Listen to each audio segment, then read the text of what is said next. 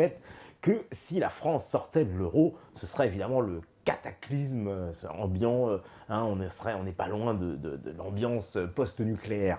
Et donc, il me semble que ça mérite quand même un petit décryptage, parce que lorsque, pour quelqu'un qui n'aurait pas les informations, ou qui n'aurait pas un peu, vous voyez, on va dire suffisamment de recul par rapport aux éléments qui nous sont présentés, il peut tomber facilement dans le panneau. En plus, ce genre de reportage qui sert à crédibiliser la parole du fait que, évidemment, l'euro serait une monnaie qui, évidemment, si elle s'effondrait, effondrerait tout le système économique avec, la France ne s'en remettrait pas. Ça, c'est ce qu'ils veulent vous démontrer. Et donc, pour ça, on vous fait peur, on cesse comme ça de vous menacer. Et donc, je vous invite tout de suite, évidemment, à aller regarder ce petit reportage. Donc, petit reportage, mais avec de gros moyens. Donc, réalisé par...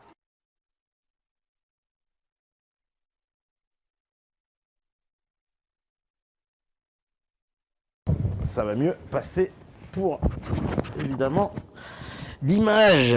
Voilà. Enfin, là, c'est le son, en l'occurrence. Donc, qu'est-ce que vous me dites? J'en profite pour aller voir ce que vous racontez, vous ici, en même temps. Voilà, on me dit hey, sauvez-nous, ça va être le capitalisme, etc. Bah, vous comprenez bien l'ambiance de ce petit reportage. Donc voilà, on va commencer. Alors ça commence comme ça au début, on est évidemment tranquille. Alors à partir de maintenant, on va jouer à ce petit jeu de « Et si la France sortait de l'euro ?» C'est dur de répondre parce que comme je ne crois pas au scénario, je ne l'imagine pas, je ne sais pas répondre en situation. Alors bon, il est extraordinaire, vous l'avez tous reconnu, Édouard Leclerc, le grand patron de la distribution française, parce que dans ce reportage, vous allez voir passer un certain nombre de ponts de gens qui font, on va dire, référence. On n'a pas pris n'importe qui, on est allé chercher les plus grands patrons de la distribution française. Et donc, il est assez étonnant, ça commence par nous dire, bon bah de toute façon, on n'a pas besoin de, je ne peux pas répondre, je n'envisage pas le scénario. Voilà, on me dit de toute façon, nous sortir de l'euro ou pas, la question ne se posera pas bientôt plus, l'euro va s'effondrer tout seul.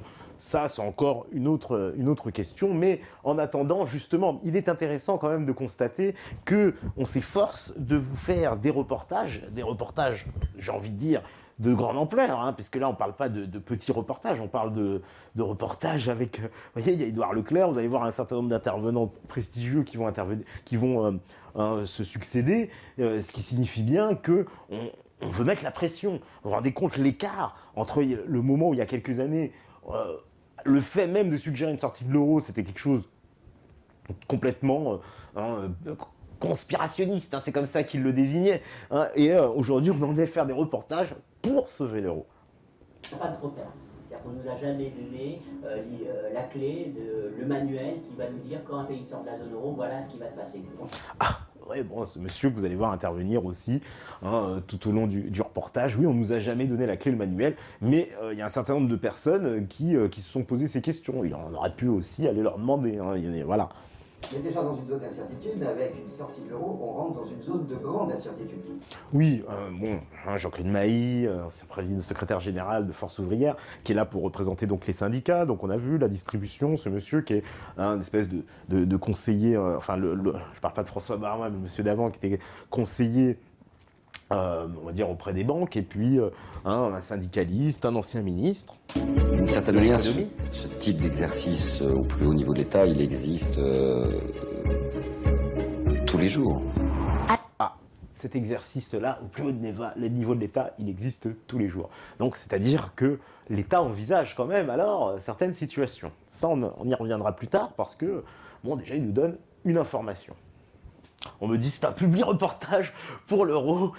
On n'est pas loin de ça, et il est important quand même d'aller de le faire, parce que vous allez voir un certain nombre de mensonges, et ce sont des mensonges qui vous sont répétés comme ça de façon récurrente, et ils se servent donc de toute l'argumentation qui est développée par les européistes pour défendre l'euro. Donc c'est bien d'aller fouiller qu'est-ce que ces gens-là nous disent. Alors, imaginons que la France sorte de l'euro.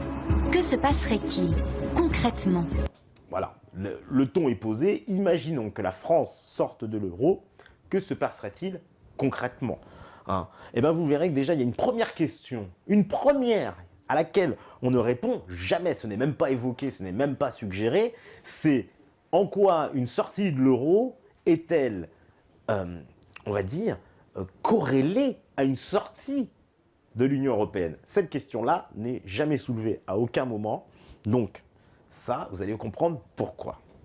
Quelles seraient les conséquences sur notre économie? À quoi ressemblerait notre vie quotidienne? Voilà, bon, à quoi ressemblerait notre vie quotidienne? Visiblement, effectivement, on pose les bases, c'est intéressant. Qu'est-ce qui se passe si on sort de l'euro? Comment, au jour le jour, cette situation va se gérer pour le Kidam? Les témoins ont accepté de se prêter à l'exercice et de se confronter à ce scénario de sortie de l'euro. Voilà, ce monsieur aussi est très intéressant, on va l'entendre par la presse, c'est le représentant de la FNSEA, donc le plus gros syndicat censé défendre les intérêts des agriculteurs. L'histoire commencerait ici, à Bruxelles, la capitale politique de l'Europe. Oui, la capitale politique de l'Europe, hein, ou on pourrait dire le siège de la Commission européenne hein, et du Parlement. Voilà, bon, capitale politique de l'Europe, on peut accepter. Des services de communication muets, des mines fatiguées, une ambiance pesante. Le sommet de la zone euro, convoqué en urgence, traduit bien l'état de sidération des chefs d'État et de gouvernement des 19 pays membres. Alors, déjà, il y a quand même quelque chose de sidérant dans ce reportage qui vous est posé et qu'il va falloir que vous intégriez tout au long de ce qu'on va voir, c'est que il se base sur une situation fictive, sur, voilà, évidemment, une situation imaginaire, hein, c'est bien marqué, documentaire fictif, et pourtant, ils ont pu puiser, hein, si j'ose dire, à volonté, hein, dans un bassin d'images existant pour imaginer une situation de crise. Ça vous laisse entrevoir quand même ce qu'est la réalité, puisqu'ils n'ont pas eu besoin d'inventer en fait une situation, de retourner des nouvelles images de gens fatigués au Conseil européen. Ces images-là sont déjà là. Dans notre hypothèse, Matteo Renzi, le président du Conseil des ministres italien, vient demander à l'Europe le sauvetage de son pays, contraint de reconnaître son impuissance face à l'ampleur de la crise italienne. Qu'est-ce que l'Italie demande? L'Italie demande seulement du respect. Il ne s'agit pas de demander une position spécifique ou une autre. Il s'agit de demander le respect. Voilà, donc ça commence, hein, évidemment, l'Italie demande du respect. Bon, ce qui déjà, en plus, démontre bien hein, l'état des relations entre les pays de l'Union. Hein, qu'un pays en vient à demander du respect de la part des autres. Voilà, on me dit l'UE compte 28 pays, mais pas 19, effectivement. Mais il s'agit du Conseil de la zone euro. Donc c'est pour ça qu'il y a moins de gens dans le Conseil de la zone euro. Et particulièrement envers un pays fondateur comme le nôtre. À l'origine de cet appel au secours, la faillite, quelques semaines auparavant, de 4 banques italiennes particulièrement fragiles, celles qui n'avaient pas réussi les tests de résistance de la... Alors oui, les fameux tests de résistance qui ont été mis en cause, et vous savez, selon ces propres tests, hein, ceux de l'année dernière, il y a plus de 25 banques, elles, qui n'auraient pas pu passer ce test, non pas ces simples 4 banques italiennes, et selon certains, on en sera des taux plus importants parce qu'on tricherait sur les comptes. Donc je vous laisse imaginer, voilà, ces 4 banques italiennes n'est rien hein, devant la véritable ampleur du désastre. Banque centrale européenne, en octobre 2014. Par contagion, le système bancaire italien tout entier s'est effondré. Les sommes que les Européens devraient injecter pour sauver la 3e économie de la zone euro sont colossales. L'Europe n'en a juste pas les moyens. Il faut dire que l'on parle de 300 milliards d'euros, 3 fois plus que pour sauver la Grèce en 2011. En Italie, une crise politique et sociale éclate et menace de balayer Matteo Renzi. Alors, ce qui est pour le moins saisissant, c'est que donc l'Italie est déjà confrontée à cette situation-là. Hein, l'Italie a connu des périodes de troubles sociaux hein, qui ne sont d'ailleurs pas terminées, tout comme en Grèce et comme tous les pays qui sont touchés par cette crise de l'euro. Donc l'Italie, un peu la victime, mais n'est pas le seul pays hein, qui fait face à une situation dramatique. On pense aussi à l'Espagne, qui est dans une situation très dramatique. Plusieurs dizaines de milliers de personnes ont défilé aujourd'hui dans les rues de Rome pour protester contre la politique d'austérité. Voilà, alors documentaire fictif avec de vraies images, parce que les images qu'on nous présente comme étant la projection d'un futur sur une éventuelle sortie de l'euro sont en fait les images de la conséquence même de notre appartenance à l'euro, hein, pour ce qui concerne l'Italie, la Grèce, l'Espagne, etc. L'austérité du gouvernement.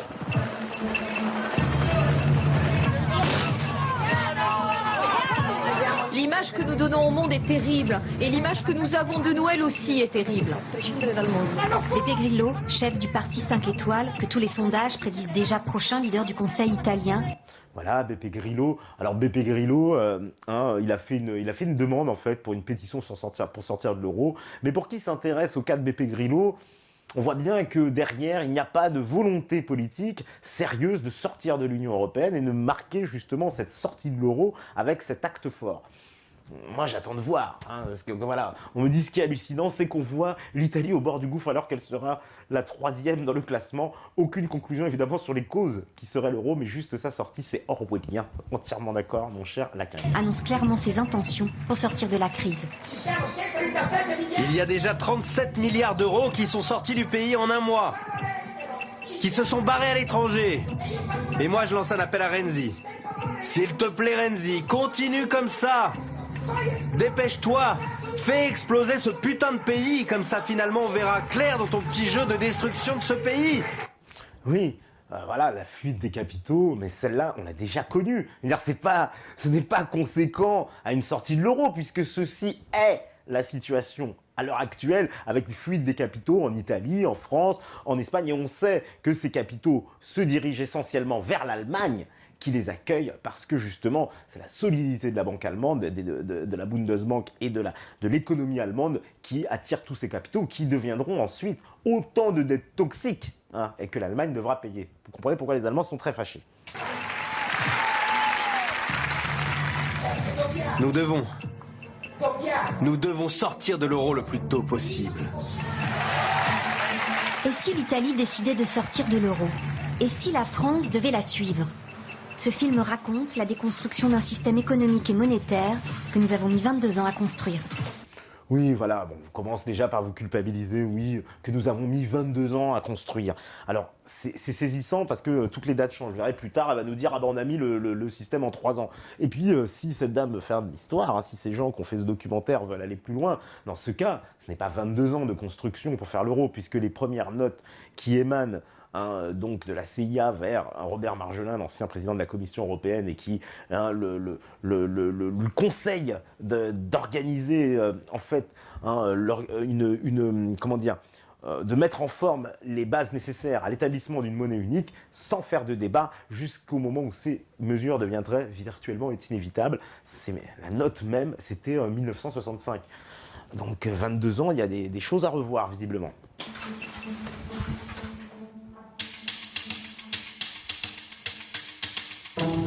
La monnaie unique offrira plus d'emplois, plus de croissance. Oui, voilà, c'est ce qu'on aura le Baratin de l'époque. Évidemment, on vous remet un petit coup de Maastricht, un peu de nostalgie, j'ai envie de dire. Mais c'est à vous, Français, à vous qui avez voté oui à la France, oui à l'Europe, oui à l'espoir, que va d'abord ma gratitude. Plus de 300 millions de personnes vont utiliser la même monnaie dans une zone qui s'étend au-delà de Lisbonne, de Helsinki, de Dublin et d'Athènes.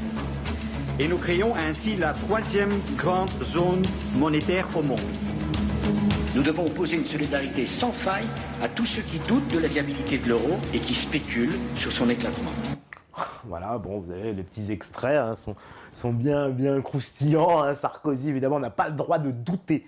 Vous voyez bien que c'est religieux, on est dans le dogme, où le doute n'est pas permis. On n'est pas dans le raisonnement où chacun pourra amener une argumentation, contre-argumentation. Non, vous n'avez pas le droit de douter. Voilà, donc c'est comme en religion, c'est du dogme.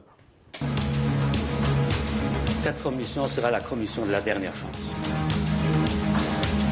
C'est le grand enjeu de l'Europe. Si elle n'est pas capable d'offrir un espoir à la génération qui vient, les peuples se détourneront de l'Europe.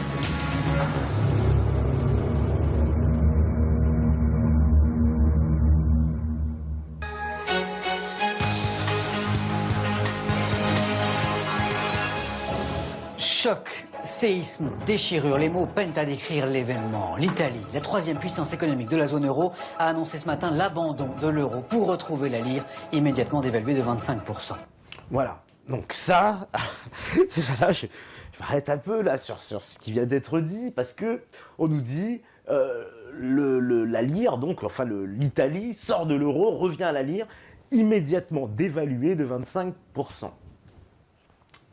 D'accord, mais qu'on nous explique par quelle baguette magique cette opération. Parce qu'on le verra plus tard, tout cela ne sont que des postulats qui avancent, mais qui ne reposent sur rien. Il n'y a aucune réalité économique ni du raisonnement là-dessus. On va comprendre pourquoi. L'Italie qui sort, ce sont les autres pays maintenant de la zone euro réputés fragiles qui sont menacés. L'Espagne, le Portugal, mais aussi la France. Alors, c'est ça qui est intéressant. On parle d'Espagne, Portugal. On aurait pu citer la Grèce, quand même, je pense. On aurait pu citer l'Irlande, on aurait pu citer Chypre, on aurait pu citer, vous voyez, les pays qui ont prouvé de montrer des signes de maladie extrême. Non, on nous dit, c'est rien ni plus ni moins que l'Italie, la troisième économie qui sortirait de l'euro. Et malgré ça, l'euro continuerait à vivre. Alors, quel sera l'impact de la sortie de l'Italie sur notre pays? Quelles en seront les conséquences économiques, politiques et sociales? Nous y consacrerons l'intégralité de cette édition. La sortie de l'Italie est une nouvelle catastrophique parce que c'est la preuve que l'euro n'est pas capable de régler ses problèmes les plus difficiles.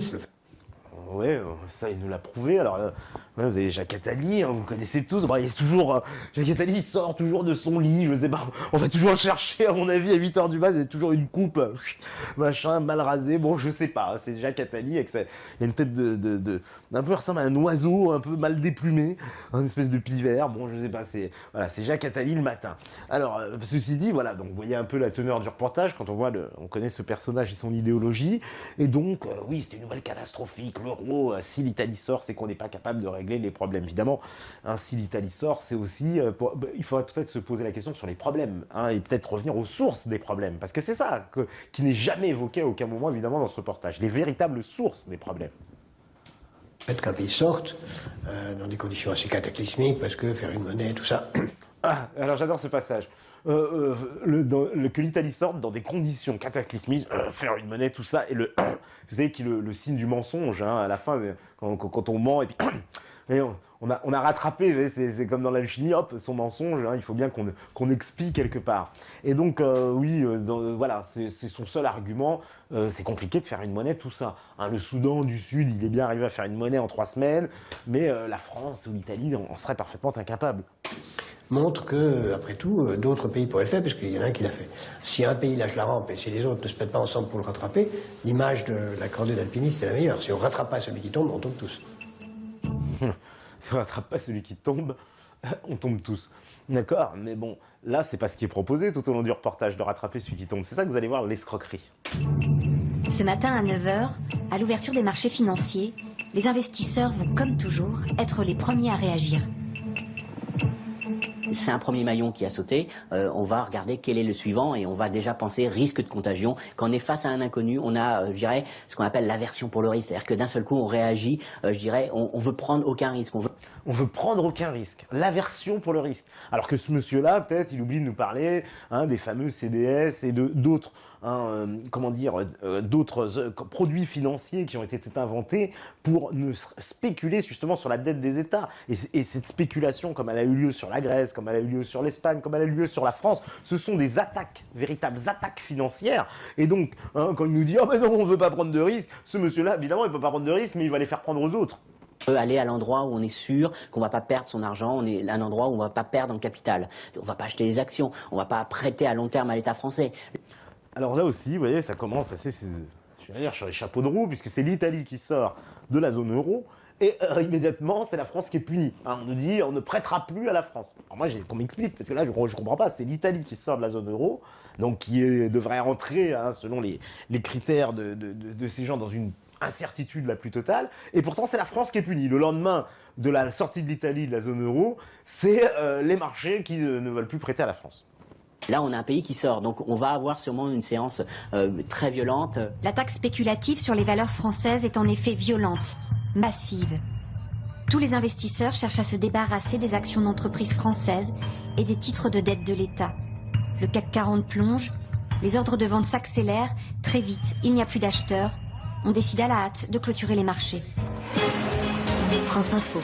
Jean-Pierre Gaillard, Alors là, oui, c'est un peu incompréhensible, mais bon, les marchés s'arrêtent. Bon, je sais pas, on a connu quand même des crises assez phénoménales depuis 2008, mais bon, je ne peux même pas revenir encore plus loin, depuis les années 70 et les années 20 et les années 30 et toutes les crises qu'on a connues dans le 20e siècle. Mais pourquoi, tout d'un coup, la sortie de l'Italie entraînerait une punition et plus personne ne veut acheter d'actions françaises? Voilà, déjà, c'est un postulat qui est donné, qui est, pour moi, nous est balancé comme ça, sans aucune justification. Voilà. Les 16 heures, qu'est-ce qui se passe, Jean-Pierre? C'est l'arrêt des cotations. On arrête les cotations pour pas que des excès soient commis, que ça parte dans tous les sens. Je ne sais pas ce qui va se passer et quand on va pouvoir reprendre les cotations. On ne pouvait pas y croire. Or là, ça y est, c'est arrivé et c'est effectif. Oui, c'est catastrophique, oui, je le dis. On est dans la phase panique, donc on n'est pas dans la phase réflexion. Peut-être après, on essaiera d'évaluer les dégâts, d'évaluer les conséquences, de faire des scénarios économiques. Là, on est dans la phase un petit peu réaction de court terme, sans grande réflexion et surtout de désengagement de la zone euro. Voilà, désengagement de la zone euro. Donc l'Italie, je le rappelle, à ce moment du reportage, on en est juste à la sortie de l'Italie. Conséquence immédiate, ce sont les marchés qui punissent la France. Donc ça n'est pas expliqué. Voilà, je ne sais pas pourquoi il n'y a pas d'attaque contre l'Italie, par exemple. Je ne sais pas pourquoi ce sont les taux d'intérêt de la France qui montent. Tout ça ne nous est pas expliqué. On me dit quelles entreprises françaises on les perd toutes. Exactement, on y reviendra, mon cher Frisky, justement, parce qu'il parle à un moment, évidemment, des entreprises. Vous allez comprendre. Ah, alors, il y a toujours des pauses qui sont très intéressantes dans ce documentaire, puisque ce sont les moments où, en fait, entre les séquences, on nous met des couvertures fictives de magazines, ce qui démontre d'ailleurs au passage, et vous allez bien le voir, le rôle des médias dans cette affaire. Et là, on voit l'affiche de Marianne, donc voilà, un grand titre national, avec le retour de la pensée unique. Ciao l'euro, l'Italie fait vriller les marchés. Le retour de la pensée unique. D'accord. Donc ça voudrait dire que sortir de l'euro, c'est revenir à la pensée unique. Ça, il faudrait quand même qu'on nous explique pourquoi. Parce que moi, je pense que c'est plutôt l'euro qui est dans la pensée unique. Mais ciao l'euro, l'Italie fait vriller les marchés. Ouais, d'accord. Et puis apparemment, les marchés s'en prennent à la France.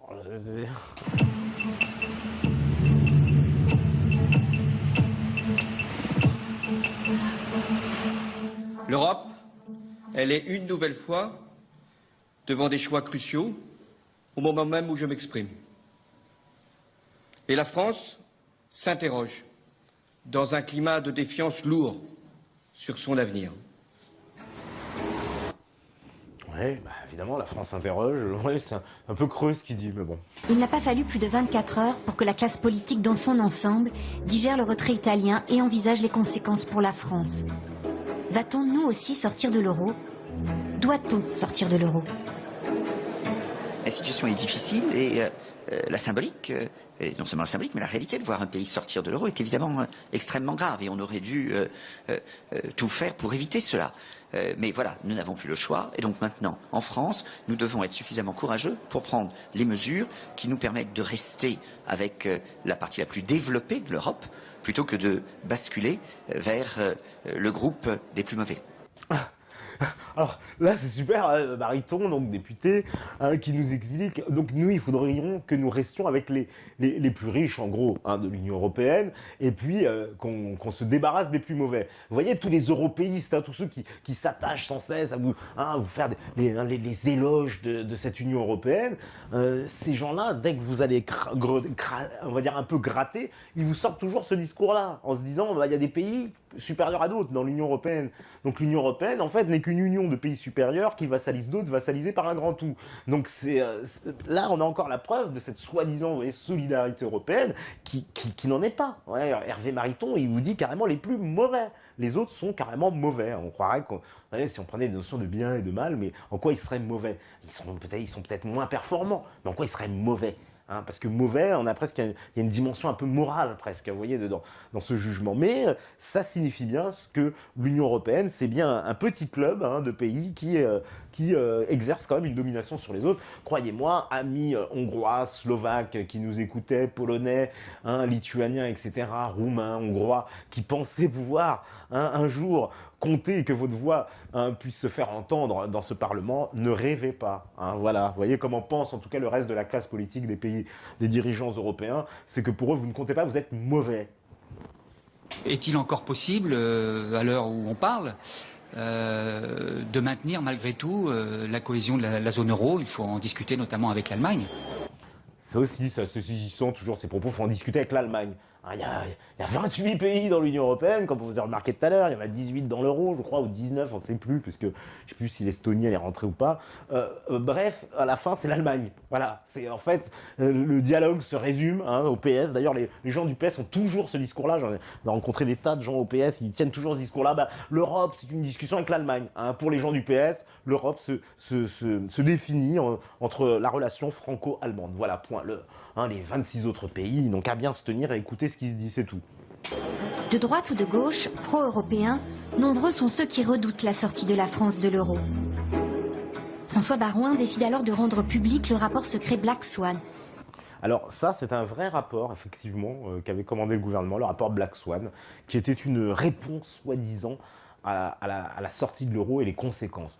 Je rappelle à ce titre qu'à l'époque, d'ailleurs, François Asselineau, lui, qui est inspecteur général des finances, avait fourni un rapport, avant qu'il monte l'UPR, qui, justement, expliquait la fin du dollar et la fin de l'euro, pourquoi et qu'est-ce qu'il fallait faire. Et c'était bien avant ce monsieur Baroin et son Black Swan, un nom déjà américain, Black Swan, on aurait dit une opération de l'OTAN, une Black Ops peut-être. Donc voilà, Black Swan, qui, vous allez voir, il va nous expliquer ce qu'est ce rapport. Commandé à Bercy en 2011, au plus fort de la crise grecque, alors qu'il était ministre de l'économie. Un rapport qui chiffrait précisément le coût d'une sortie de l'euro. Alors un rapport qui chiffre précisément le coût d'une sortie de l'euro. Donc vous allez voir les chiffres précis de François Baroin. La conclusion était assez simple, c'est une évaluation de 20 à 30%. Une dévaluation de 20 à 30%. D'accord, bon ça c'est pareil. Aléatoire, on vous balance des dévaluations comme ça dans la figure, bon voilà. C'est une montée pour la France de sa dette à 130%. Pourquoi? C'est pareil, une montée de sa dette. Mais la dette de la France, elle est déjà en train de monter. On n'a pas besoin d'attendre de sortir de l'euro. 130%, on va y arriver bientôt. Donc ça, vous voyez, c'est que des faux arguments, attention, qui sont présentés. C'est une perte de pouvoir d'achat de l'ordre de 20 à 30% pour les salariés. Ah bon, pour les salariés? Peut-être pas pour les autres. C'est sûr que ces messieurs-là qui touchent des retraites de Premier ministre et autres avantages à plusieurs milliers d'euros par mois sur le compte du contribuable, ils ne seront pas impactés effectivement par d'éventuelles dévaluations. Mais qu'on nous explique en quoi ce monsieur-là, il a décrété qu'il y aurait 20-30% de dévaluation. Voilà, d'où ça sort, comme ça. Bon, il y a 30%, hop, 30% de dévaluation. C'est comme ça, c'est Baroin qui l'a dit. Mais non, à un moment donné, qu'on nous explique pourquoi. Et vous allez voir en plus en quoi tout ça est très contradictoire et ne tient pas avec les événements eux-mêmes, comment ils les présentent dans ce reportage. On avait calculé également que c'est la disparition dans le secteur marchand d'1 million d'emplois immédiatement. C'est, si l'État n'intervient pas, c'est-à-dire en gros si l'État ne nationalise pas les banques, un éclatement du système bancaire. Ça c'est pour la partie, je dirais, paisible et aimable du dispositif. Et... sincèrement, l'État qui nationalise les banques, j'ai envie de dire en quoi ce serait négatif pour l'économie française. Puisque déjà, on a aidé, je le rappelle, déjà dans la crise de 2008, on était à il me semble, des aides qui sont montées jusqu'à 800 milliards d'euros sur la zone euro pour sauver les banques européennes.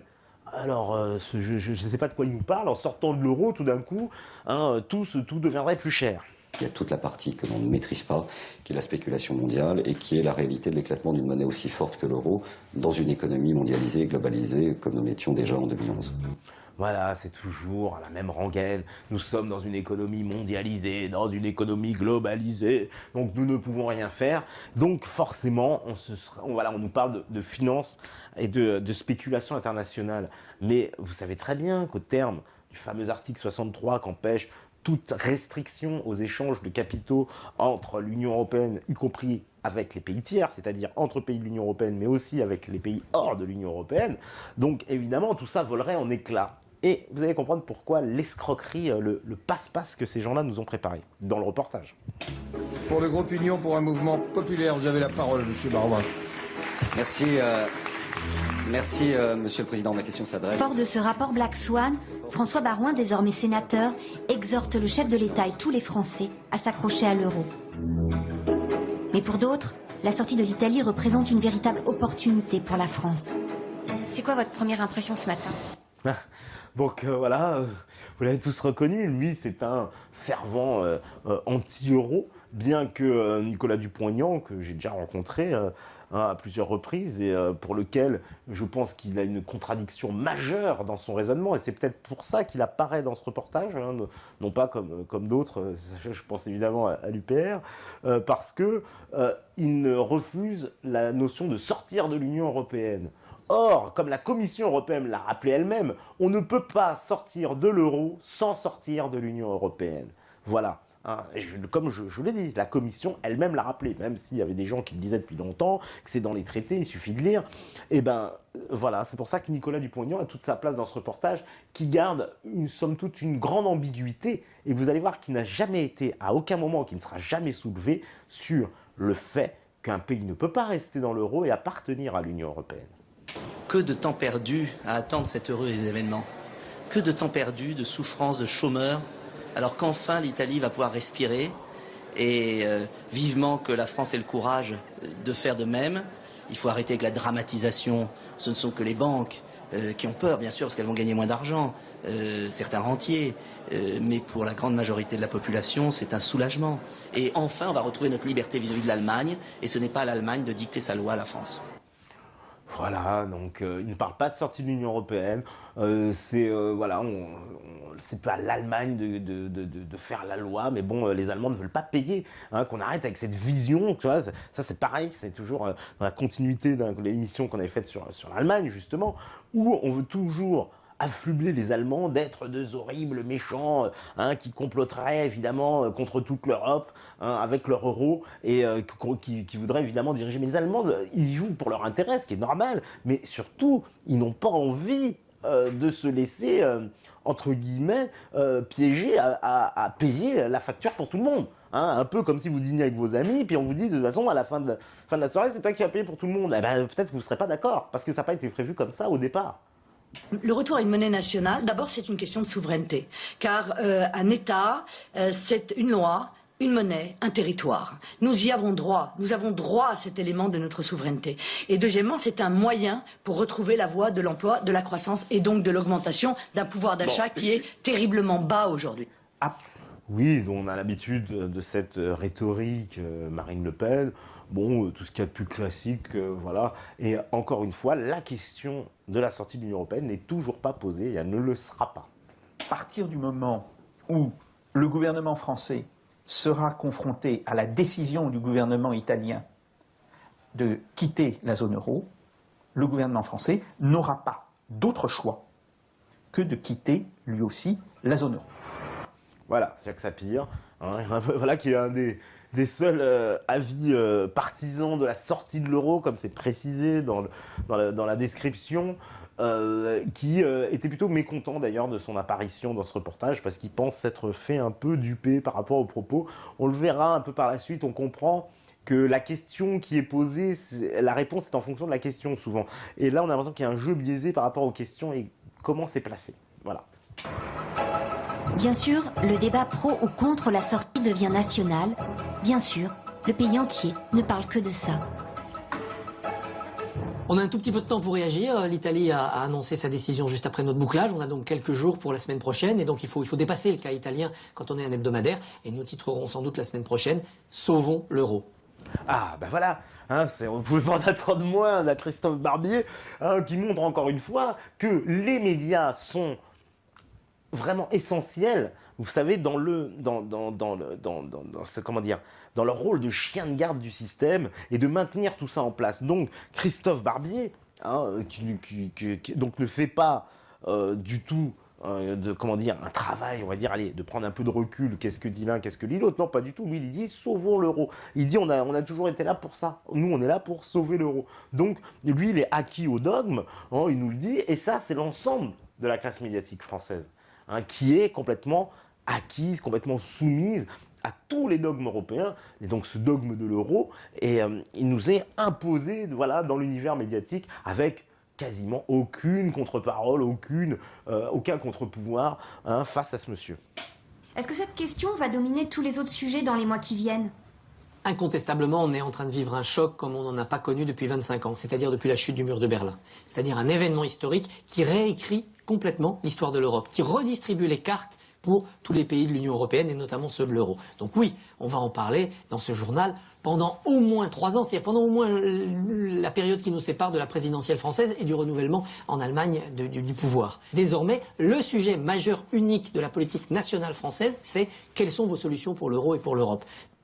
Oui, j'ai envie de dire que ce monsieur a beaucoup de retard parce que ce sujet justement de l'euro et de l'Europe devrait être au centre de toute la politique française vu qu'on ne décide de plus rien. Donc je trouve ça, vous voyez, un peu presque assez cocasse de voir de se dire il faudra attendre qu'il y ait la sortie de crise d'un pays de l'euro pour qu'on va se poser la question de savoir si notre avenir dans l'Union européenne et si l'euro doivent être au centre de nos préoccupations politiques, ce qui n'est pas le cas. Eh bien oui, et pourtant c'est bien la preuve, vous voyez, que ces gens-là se foutent de nos gueules toute la journée parce que nous sommes déjà dans la situation où l'Union européenne, l'euro, devrait être au centre de toutes nos préoccupations politiques et dans la bouche de tous, évidemment, nos dirigeants. On me dit, l'écharpe rouge, effectivement, l'écharpe qui fait très très mal. Dès que je vois Barbier, peu importe, je change de chaîne ou j'éteins directement la télé.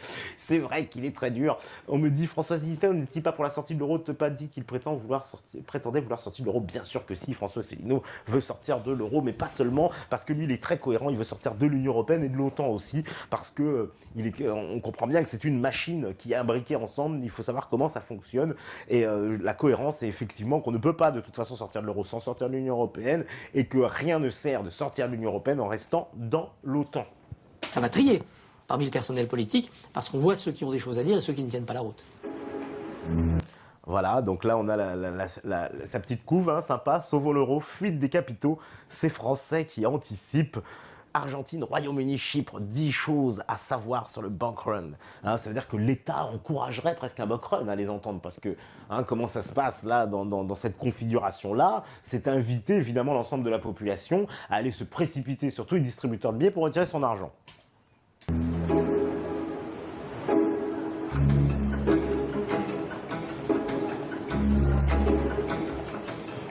Depuis 3 jours, les Français n'ont jamais autant entendu parler de monnaie, de dévaluation compétitive, d'inflation importée. Ils s'inquiètent. Et si la France, elle aussi, abandonnait l'euro? C'est pas la grosse sérénité en France. C'est inquiétant, mais c'est ça l'euro. Je suis en train de voir s'il faut changer le placement avec acheter de l'immobilier, déplacer, je sais pas.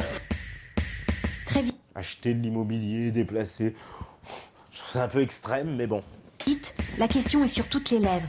Comment conserver son épargne si tout tourne mal?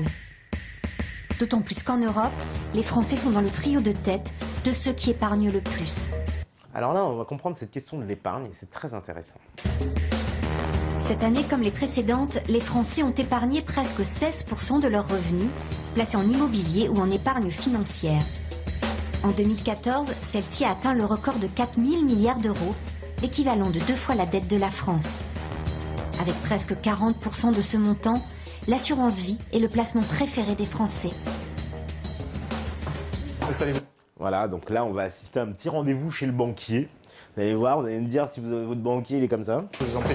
Si bien, Patrice Amance s'occupe du patrimoine de ses clients, mais aussi de leurs inquiétudes. Merci de me recevoir. Je vous en prie. J'imagine pourquoi vous êtes là. Mais oui, je voulais vous voir parce que l'actualité est un petit peu chaude en ce moment. Enfin, tout le monde parle que de ça un petit peu partout dans la presse et les médias. Je me demande bien comment on pourrait anticiper donc ce retour au franc. Qu'est-ce qu'il faut faire en urgence pour prendre le moins de risques. Alors, pas prendre de risques, c'est assez compliqué de le préciser aujourd'hui, mais d'essayer d'en prendre le moins possible. Alors, pas prendre de risques, c'est assez compliqué aujourd'hui. Je suis désolé, on nous a parlé de produits d'assurance vie. Les produits d'assurance vie sont des produits risqués. Il faut le savoir. Vous pouvez vous retrouver le lendemain avec ces banques justement qui font faillite et tous les gens qui ont placé leur argent dans ces assurances vie ne pourront pas les récupérer. Ce sont déjà des produits risqués et qui sont vendus à tour de bras justement comme des produits non risqués alors que c'est faux. C'est absolument faux. On avait beaucoup parlé ici avec Pierre Jovanovic, je me rappelle avec Norman Palma, etc. On avait parlé de ces produits-là et ce sont quasiment les pires produits. Donc déjà, ce qui nous a été présenté comme soi-disant, vous voyez bien, en plus là, c'est le travail de la propagande puisqu'on vous dit que c'est un placement sûr, le placement d'assurance, alors que justement, c'est un placement risqué. On va parler du livret A, du LDD par exemple, des petits comptes que vous avez à la banque. Ça, ce sont des liquidités qui sont aujourd'hui libellées en euros, qui demain vont être libellées en francs. Oui, alors, qu'est-ce que ça change? Hein, si j'ai une dette, hein, j'ai mon compte où j'avais mes 15 000 euros, ils vont devenir 15 000 francs. Et alors? Donc là, forcément, c'est une dévaluation de 20-30%. Ah, pourquoi c'est une dévaluation encore, cette fameuse dévaluation, hein, ces gens-là vous brandissent la dévaluation à tour de bras sans qu'on comprenne d'où qu'elle vienne. Voilà, il y a une dévaluation. Hein, voilà, je passe en francs, il y a une dévaluation. Votre épargne va s'amaigrir. Il faut en sortir au maximum. Donc en sortant du bureau, la première des choses, vous avez un guichet en face, vous allez commencer à retirer le maximum d'euros. Alors là, c'est quand même assez étonnant. Vous avez un banquier qui vous conseille le bank run. Donc les banquiers vous conseillent d'aller au distributeur retirer votre argent, de provoquer un cataclysme. On n'a jamais vu ça, quoi. Ce sont les banquiers qui poussent les clients en disant allez retirer l'argent, allez retirer l'argent. Hein, vous voyez, la dernière fois qu'on a fait ça, c'était Eric Cantona, Yann Sarfati, donc ça n'avait rien à voir. Mais là, ce sont les banquiers. Donc les banquiers nous disent d'aller faire un bank run. Vous pouvez aussi, par le biais de la banque, tant que cela fonctionne, acheter de l'or. Par le biais de la banque, acheter de l'or. Alors surtout, ne faites jamais ça, n'achetez pas d'or avant de banquer, vous n'en verrez pas un gramme. Hein, vous ne savez pas quel or. On a fait de nombreuses émissions ici sur l'or, vous avez bien vu, l'or c'est une escroquerie chez les banques. Pourquoi vous avez acheté de l'or à votre banquier? On va vous vendre les fameux ETF.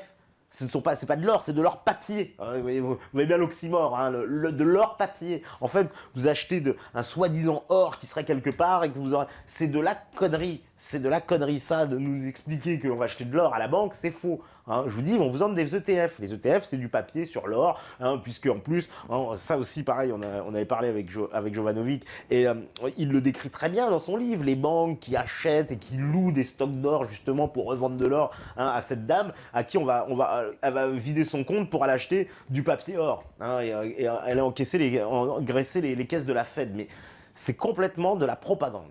L'avantage de l'or, c'est que c'est la valeur refuge et c'est une valeur internationale qui, elle, n'aura pas de déperdition. C'est une valeur internationale qui n'aura pas de déperdition. Sauf que le taux est complètement manipulé, évidemment, le taux de l'or, entretenu artificiellement, vous le savez, par la Fed et d'autres. Encourageriez aussi à investir peut-être, à transformer une partie des du cash de l'or sur ce qu'on peut sortir, sur vos liquidités qui sont présentes en banque aujourd'hui.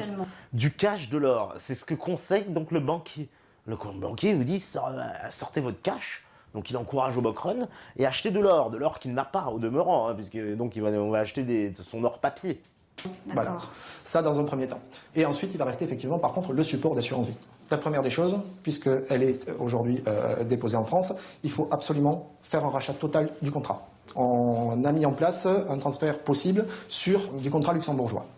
Et donc le banquier encourage l'évasion fiscale au passage. Donc on nous parle de... Non mais il est saisissant ce banquier. Hein. Donc c'est le bank run, acheter des ETF et en plus aller migrer votre argent au Luxembourg ou pourquoi pas aux îles Caïmans. Hein. C'est déjà excellent, oui, effectivement, oui. C'est doit être le banquier de Cahuzac, effectivement. Ouais. Le comportement des dirigeants d'entreprise suit la même logique. Anticiper le passage éventuel au franc et s'en prémunir. Ah, alors là, le discours est toujours saisissant. Anticiper le passage éventuel en franc et pourtant s'en prémunir. Déjà, s'il y a un passage au franc et que tout ça est décidé par l'État, je vois pas comment il pourrait s'en prémunir plus que les autres. Mais en plus, vous savez, les choix des mots aussi, s'en prémunir. On se prémunit de quelque chose qui nous ferait du mal, vous voyez, quelque chose qui est négatif. On se prémunit d'une maladie, on se prémunit d'un danger. Donc là, s'il y a un passage au franc, en quoi ils ont à se prémunir? Se prémunir de quoi? Et quand on est passé du franc à l'euro, ils se sont prémunis aussi, ces gens-là? Notre trésorerie, cette cagnotte de l'entreprise, hein, quand on en a une, on va immédiatement la transformer dans une valeur refuge, dans une monnaie qui va nous paraître rester stable, probablement. Alors, une monnaie qui va nous rester stable. Lui aussi, il nous conseille d'aller changer notre argent dans une devise étrangère. Le dollar. Le dollar. Et ça, c'est drôle, vous voyez, parce que son conseil, c'est de changer votre argent en dollars. Le dollar est une monnaie très stable, effectivement. Hein, enfin, ce qui est plus stable du côté des États-Unis, à mon avis, c'est l'armée américaine plutôt que le dollar. Et changer son capital dans une monnaie de singe, une monnaie de PQ, hein, qui vaut pas plus que les billets, justement, je repense à Jovanovic avec ses billets qu'il avait lancés partout, parce que le dollar ne vaut pas plus que ces billets-là. Hein, je trouve vraiment ce monsieur, c'est de la moquerie organisée de conseiller ça aux gens. Et donc, on va voir s'effectuer immédiatement la fuite des capitaux. Vous avez une entreprise, vous ne pouvez pas dire par patriotisme, vous voulez faire l'autruche. On attend de vous que vous preniez vos responsabilités qui vont être effectivement de protéger la valeur de votre entreprise, bien sûr. par patriotisme. Vous voyez, hein, ça c'est au passage, hein, dans la psychologie, on dénigre aussi le patriotisme parce que penser patriote, eh ben, ce serait négatif, vous voyez, ce serait ne penser qu'à sa tête. Hein, c'est une forme d'égoïsme, une forme de je ne pense qu'à moi, je fais mon patriotisme.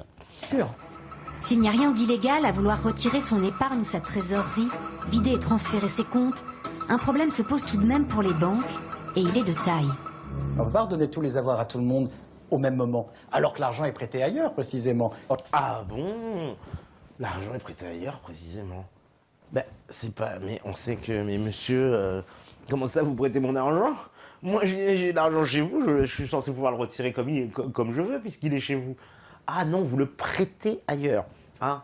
Mais ça, c'est un énorme mensonge, puisque ce monsieur, hein, comme l'ensemble des banques, fait de l'argent avec des crédits. On sait que les réserves fractionnaires, c'est-à-dire ce qu'on lui demande d'avoir en réserve pour pouvoir accorder un crédit, c'est-à-dire une somme qui va créer ex nihilo en appuyant sur son ordinateur, c'est de l'ordre de 2-3%.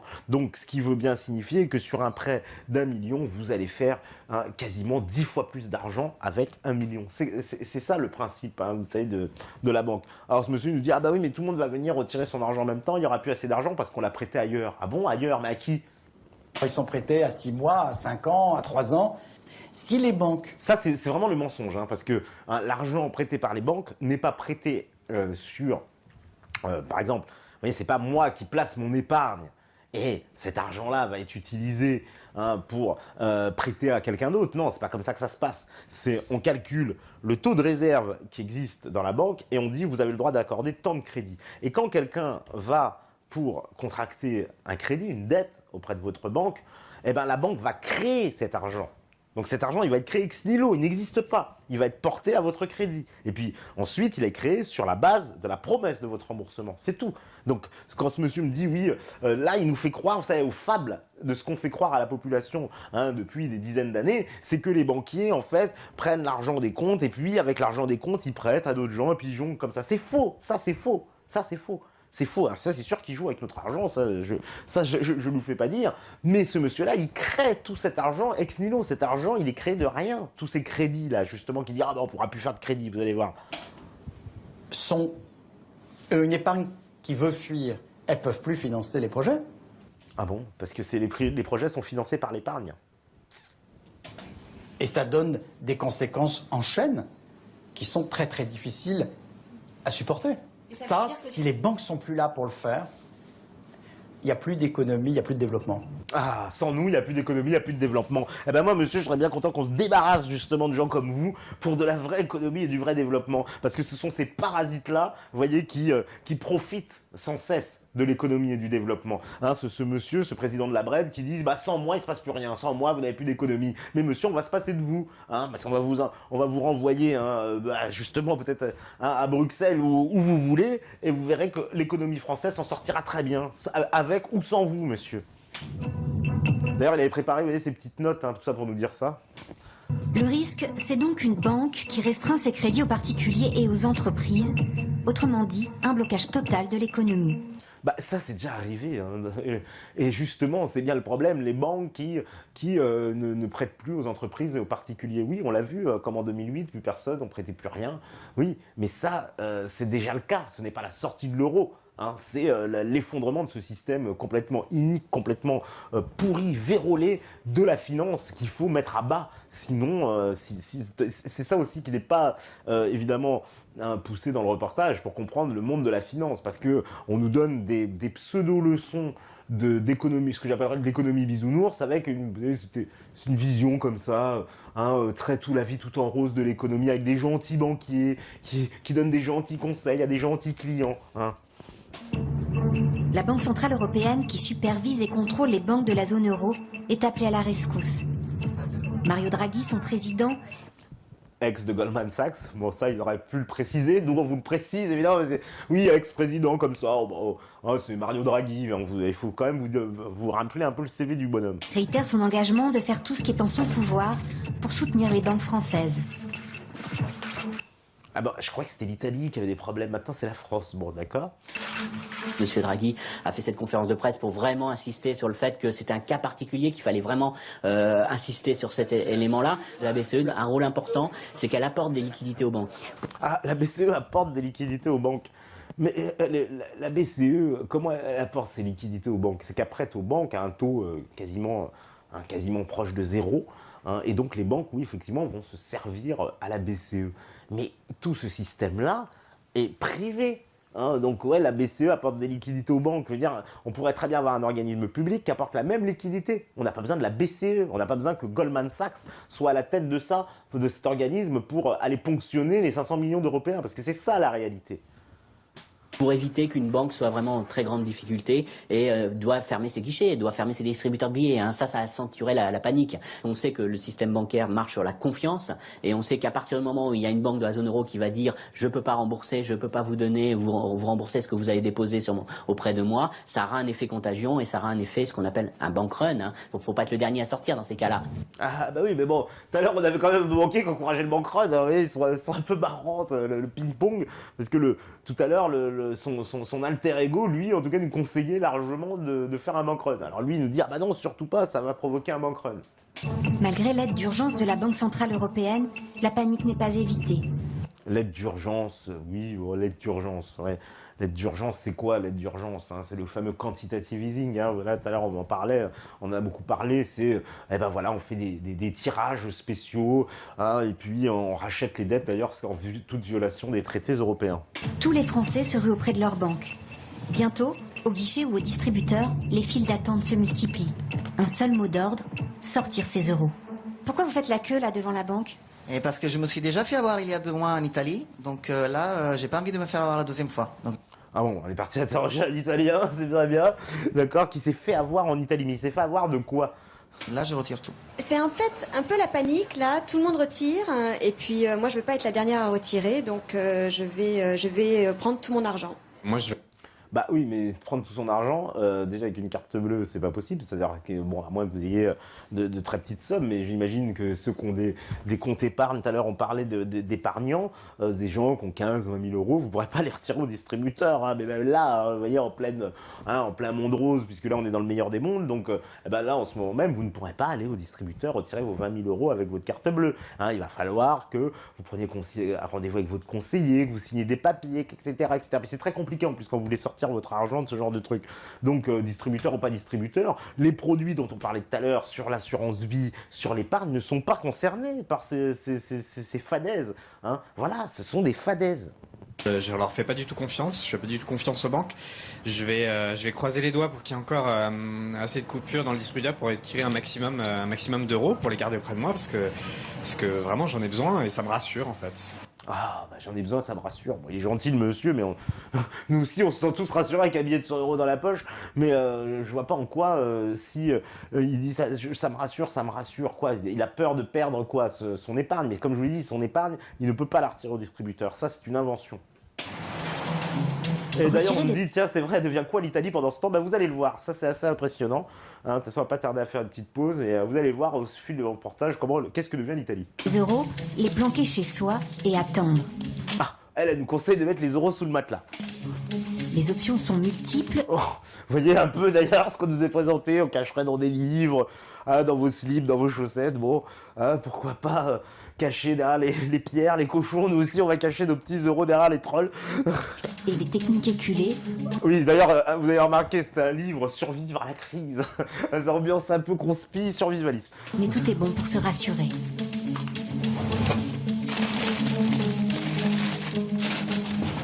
Il y a des paniques, les banques ferment leurs guichets temporairement, leurs agences, temporairement jusqu'à temps que la panique cesse.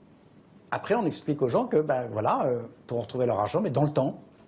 Bah alors, la panique, bah c'est sûr, entretenu par des gens comme ça, oui, les gens pourront retrouver leur argent, mais dans le temps, rendez-moi mon fric, ça c'est sûr, mais ce monsieur-là, il aura tout fait pour entraîner la panique, puisqu'on a vu tout à l'heure, les conseillers disaient, allez, retirez votre argent, enfuyez-vous au Luxembourg, etc., achetez de l'or, je sais pas quoi encore. Donc tout ça, on voit bien que il y a un problème déjà entre ce qui nous est présenté en disant, ah non, il faut surtout pas qu'il y ait de bank run, et des banquiers qui, soi-disant, vont encourager au bank run. Il n'y a pas d'autre manière de faire, hein, sans quoi ça veut dire qu'on serait obligé d'aller demander aux gens à qui on a fait crédit de rembourser immédiatement, ce qu'ils ne peuvent évidemment pas faire. Donc c'est la logique interne et légitime du système. Ouais. Donc en gros, hein, c'est vous qui devrez payer la dette de vos voisins. C'est ça que ce monsieur de la Bred nous explique. Je vous dis, on n'est pas bien barré. Ben, on va faire une petite pause, le temps que la régie elle se prépare, et puis on reviendra dans ce... bonjour la descente de police. Non. Il y en a, ils sont au taquet, voilà. Donc, on va faire la petite pause et on revient juste après, toujours avec ce documentaire. Bye bye l'Europe, à vous la régie. Voilà, donc de retour sur la libre antenne, voilà, j'ai vu vos réactions, on me dit bravo quand même pour cette réalisation, cette daube, c'est du travail de pro, de bien manipuler les foules, ça je suis entièrement d'accord avec toi mon cher Quenel Raviol, et on va voir, ils vont continuer, vous savez, ils vont vous amener dans des sommets dans la manipulation. Pour calmer les esprits et endiguer cette fuite des capitaux, le gouvernement impose un rationnement provisoire aux Français. Ah, alors ça c'est très... voilà. Vous avez demandé 60 €, le montant maximum autorisé de 0 €. Donc, on impose aux gens une restriction des retraits. Mais alors là, moi, je suis assez étonné, hein, c'est pas celui qui a fait le reportage, hein, Madame Serfontaine, là, c'est que cette restriction existe déjà. Quand vous allez dans votre banque, moi je vais dans ma banque, c'est marqué 300 € par semaine. C'est marqué noir sur blanc quand vous arrivez à l'entrée, c'est marqué partout au guichet, etc. Vous ne pouvez retirer que 300 € par semaine au guichet. Voilà, donc la restriction elle est déjà là, hein. On n'a pas attendu des spéculations pour sortir de l'euro. Donc déjà ça c'est une aberration. Et vous allez voir ce qui va se passer encore après, alors là on est dans la propagande, mais alors la plus poussée, vous allez comprendre. Des retraits limités à 1 500 € par mois et par personne. Ainsi qu'un contrôle d'échange, l'interdiction de sortir des billets et de virer des fonds à l'étranger. Ah, contrôle d'échange, interdiction de sortir des billets, de sortir de l'argent. Hein, entre guillemets, violation, donc la France viole sciemment l'article 63, donc qui est du TFUE, qui la force à, évidemment, hein, c'est marqué noir sur blanc, hein, aucune restriction aux échanges de capitaux. Donc là, la France est déjà en train de violer les traités européens, hein, déjà. Donc ça commence comme ça, on commence par violer les traités européens. Bon, pour on en est, on peut sortir de l'Union européenne puisqu'on commence par violer les traités. Hein, et comment, d'ailleurs, pas de réaction des autres pays par rapport à cette mesure de violation des traités. Au-delà de 5 000 €. Des limites et des contrôles, les Français vont devoir renouer avec d'anciennes pratiques. Le dernier carnet de change remonte à 1983. Ah, voilà, on va vous dire, vous allez revenir au carnet de change à l'ancienne. Oui, peut-être pour éviter que des gens puissent s'enfuir avec des capitaux. Donc là, le carnet de change, en tout cas, c'est une mesure qui rentre directement donc, en contradiction avec les traités européens. C'est une violation des traités européens. Sans ce carnet de change, il ne vous sera plus possible désormais de passer la plupart des frontières. N'oubliez pas que ces 2000 francs en devises ne vous seront délivrés qu'une seule fois dans l'année. Si vous souhaitez vous offrir un nouveau voyage à l'étranger, il faudra soit économiser sur cette somme, soit vous contenter de 1000 francs en argent liquide, seuil de tolérance pour lequel le carnet de change n'est pas obligatoire. Voilà, donc on va vous dire, voilà, restrictions, vous ne pourrez plus changer votre argent comme vous voulez, qu'il y ait une restriction sur l'échange dans un premier temps aussi, pour éviter une fuite des capitaux, ça peut paraître une bonne mesure, pourquoi pas, après tout. Maintenant, nous expliquer évidemment, quand on va retourner à l'époque soviétique, la limite, vous savez, déjà, ça y est, on a... oublié, il n'y a presque plus l'électricité, on est revenu à la bougie. Non mais c'est ça qu'on veut vous expliquer, hein. Le fond, c'est toujours vous faire peur sur un éventuel retour en arrière. Le contrôle d'échange s'imposait, hein. C'est une mesure extrême qui s'impose, mais qui règle rien sur le fond. Ah c'est une mesure qui s'impose, donc violation du traité européen. Là, ça lui pose aucun problème. Et qui ne ramènera pas forcément de la confiance dans le système européen. C'est sûr qu'en violant le système, en violant les traités, on risque pas de ramener de la confiance. Alors là, vous avez vu, l'euro prend un coup de botte. C'est marrant avec l'Italie, donc la botte italienne qui vire, moi je trouve plutôt sympa, le courrier international. Moi je trouve ça plutôt sympa, ouais, que l'Italie s'en aille de l'euro.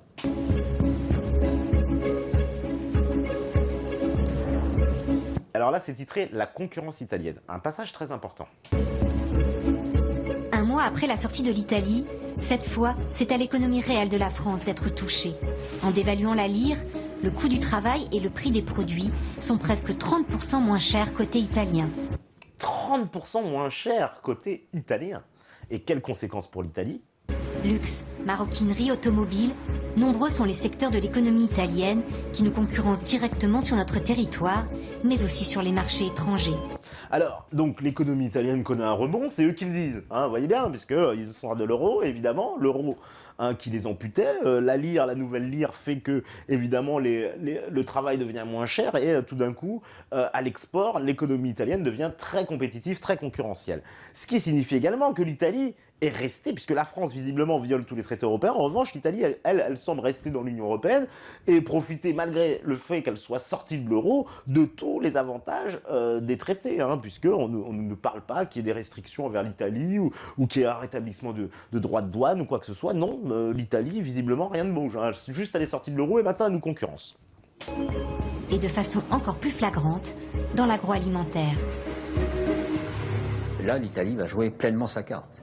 Ah, dans l'agroalimentaire. Et ça, c'est très intéressant aussi. On verra le mensonge qui nous est délivré après concernant la France. Alors, concernant l'Italie, évidemment, si l'Italie dévalue et revient à la lire, elle va nous concurrencer dans les produits agroalimentaires, c'est évident. Et elle va la jouer aux dépens de ce que nous savons faire nous aussi, mais pour lesquels nous aurons évidemment des coûts supérieurs.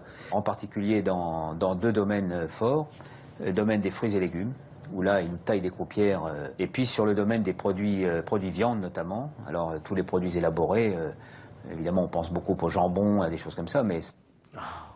Vous nous concurrencez sur le jambon, bon, ça va. Moi, j'aime bien le jambon italien aussi, hein, le jambon de Parme. Bon, voilà. Hein. Ça va bien au-delà. Donc là, on voit tout de suite, évidemment, la conséquence d'une sortie de l'euro. Donc on voit tout de suite, oui, les conséquences d'une sortie de l'euro positives pour le pays. Mais il a du mal à le dire, hein. Les européistes ont toujours du mal à admettre les choses. Pour les Italiens. Philippe Nicolas élève du bétail dans l'Ain. Ses clients, les abattoirs de la région, ne lui achètent plus ses bêtes, préférant celles des Italiens, 25% moins chères au kilo. Ah, donc lui se fait concurrencer, les viandes italiennes donc seraient 25% moins chères. Bon. J'ai besoin de les vendre 4 € pour couvrir mon prix de revient. D'ailleurs, on ne précise pas, ils sont vendus en quoi, hein, parce que lui, il parle en euros, mais elles sont vendues en quoi ces bêtes italiennes? Parce que vous allez voir, pourquoi je dis ça, c'est par rapport à ce qui se passe après. Sans dégager aucune marge. Et j'ai en face de moi un éleveur ou un engraisseur italien qui lui est capable de proposer le même produit avec la même qualité à un prix de 3 €. C'est une chaîne sans fin, c'est-à-dire que ce produit, je ne peux pas l'écouler parce que personne n'en veut. Nous, éleveurs, on est condamnés à une cessation totale de l'activité dans des conditions financières qui vont être des conditions de banqueroute. Il n'y a pas d'autre alternative que ça. Il n'y a pas d'autre alternative, évidemment, si l'Italie reste dans l'Union européenne avec les mêmes règles, hein, parce que ça, c'est pas précisé, même si on sait qu'on ne peut pas sortir de l'Union européenne, ce n'est jamais précisé. Mais elle serait donc sortie de l'euro, mais elle aurait conservé tous les avantages du commerce et de l'Union européenne, on va dire des dispositions du traité. Non. D'autres solutions que ça, c'est pas une catastrophe à terme, c'est une catastrophe immédiate. Acculés, les agriculteurs se mobilisent en action coup d'éclat. Alors les agriculteurs, vous voyez, c'est quand même saisissant d'essayer de nous faire croire que l'euro et l'Union européenne sont là pour sauver l'agriculture, alors que l'agriculture, précisément, si elle est dans cet état aussi lamentable en France, c'est dû à cette politique. C'est dû à la politique européenne qui est menée sur l'agriculture. Agriculture qui est censée être productiviste. C'est marqué dans les traités européens. L'agriculture européenne a vocation à être productiviste. Donc c'est une agriculture intensive avec l'utilisation de pesticides qui doit toujours être en croissance. Donc l'agriculture qui est soumise à ces règles-là a fait que ces agriculteurs qui perçoivent les aides européennes, ça aussi on pourra en reparler, c'est une escroquerie. C'est une escroquerie, ces gens-là, ils deviennent, des espèces d'auxiliaires à qui on dit, vous faites ci, vous faites ça, ils ne font plus leur métier d'agriculteur. C'est la même chose dans la médecine, c'est la même chose dans plein de domaines, mais précisément dans l'agriculteur où il y a en plus des suicides d'agriculteurs, énormément, parce quand on est agriculteur, on est attaché à la terre, on n'est pas là pour empoisonner les gens ou pour faire de l'administration, comme c'est le cas actuellement. hein, et ce sont ces gens-là qui ont tué l'agriculture française, et certainement pas la sortie de l'euro. Et là, il y avait quelque chose de pernicieux, de vicieux, de fallacieux de la part de ce reportage, de faire croire aux agriculteurs que la sortie de l'euro les mettrait dans une situation catastrophique, alors que c'est précisément notre appartenance à l'euro et à l'Union européenne qui fait qu'ils sont dans le marasme dans lequel ils sont. Et bloquent les routes pour empêcher leurs concurrents italiens de pénétrer le territoire français. De leur côté, les industriels et les grands patrons réclament des subventions pour compenser l'avantage concurrentiel des entreprises italiennes. Oh bah, rien que ça, quoi. Alors, les grands patrons, vous voyez tout à l'heure, ils disent « Ah bah nous, il n'y a pas de patriotisme, on va mettre notre argent à l'étranger, c'est comme ça. » Et puis en plus, ils demandent des subventions maintenant. Ah bah maintenant, hein, quand il s'agit de demander des subventions, le patriotisme d'État, hein, on voudrait que tout le monde passe à la casserole. En revanche, tout à l'heure, c'est le monsieur qui nous expliquait « Ah bah non, hein, moi, je vais mettre mon argent ailleurs, il n'y a pas de patriotisme qui tienne, sinon patriotisme égale faire l'autruche. » Voilà. Vous allez avoir les grandes entreprises du MEDEF qui vont demander immédiatement à être reçues par M. François Hollande ou par M. Manuel Valls. Alors là, c'est assez saisissant la question qui a dû lui être posée, parce que la réponse qu'il donne, c'est comme si on lui avait demandé, mais la question inverse, si la France reste dans l'euro, qu'est-ce qui va se passer? Et nous ne pourrons pas résister à l'impact de la dévaluation de l'Italie, à la fois sur notre marché intérieur et sur nos marchés d'exportation. Donc, soit vous diminuez les coûts salariaux en France de 20%. Oui, c'est ce qui a été proposé. Ou de 25%, soit il faut aussi qu'on dévalue. Voilà, mais ça, il ne répond pas à la question si la France sort de l'euro. Il répond à la question inverse, si la France reste dans l'euro. Ça se sent dans la réponse. Vous voyez que, et c'est là que c'est trompeur, et je pense que c'est pour ça que Jacques Sapir, il annonce que partout qu'il se fait un peu bluffer sur ce reportage, c'est dans ce genre de manipulation-là. Il faudrait que la France ait les moyens de subventionner les entreprises, parce que la France se trouve à l'heure où nous parlons avec un déficit qui s'annonce pour 2014 de l'ordre de 5% du PIB, et aggravé encore par la situation, 5 à 6, on n'a absolument pas les moyens de subventionner qui que ce soit. Ah bah oui, c'est sûr, avec ses petits amis banquiers, il ne va pas nous expliquer le contraire. La France, oui, n'est pas là. Et puis, est-ce qu'on a envie que la France subventionne des entreprises qu'elle subventionne déjà, d'ailleurs, au demeurant, à travers tout un tas d'aides parce que quoi? Parce que oui, il y aura là cette concurrence italienne, mais il me semble que c'est des mesures qui se prennent au niveau européen, que la France ne peut pas agir seule. Vous voyez, il y a quelque chose, il n'y a que des contradictions, en fait, dans ce documentaire. L'État veut aider les banques et les entreprises, freiner à tout prix la contraction de l'économie. Il lui faut de l'argent. Et vite. Ah, cette photo d'Hollande, donc sur le nouvel l'Obs, qui veut bien nous prêter, voilà, comme si évidemment on serait devenu un président SDF, un président la France ne vaudrait plus rien, plus personne ne voudrait prêter à la France, alors que pour qui se renseigne, vous savez que les bons du trésor de l'État français sont parmi justement les plus prisés du monde, parce que justement la France est extrêmement solvable, extrêmement solvable.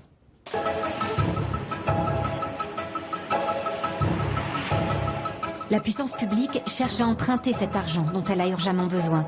Elle se tourne vers les marchés et ses prêteurs habituels. Oui, les marchés et ses prêteurs habituels, les maquignons, les nouveaux maquignons des temps modernes, les usuriers qui vous prêtent de l'argent qu'ils n'ont pas et qui ne leur appartient pas.